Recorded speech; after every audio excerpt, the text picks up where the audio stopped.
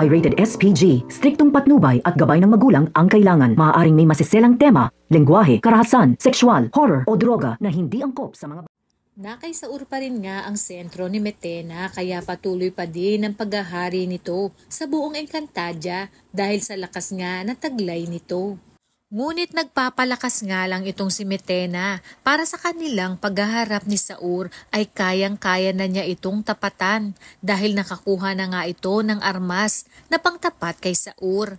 At magpapalit nga si Metena ng anyo para akitin itong si Saur. Ito nga ang naiisip ni Metena upang malaya siyang makalapit kay Saur. At sa ganoong paraan, mabilis niyang makikitil ang buhay ni Saur.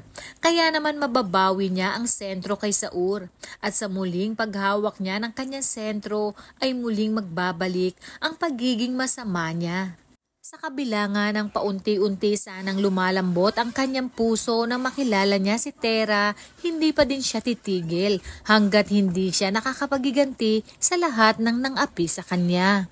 Kaya naman tutok lang dahil marami pa tayong dapat abangan. Maraming salamat sa inyong panunood. Hanggang sa muli!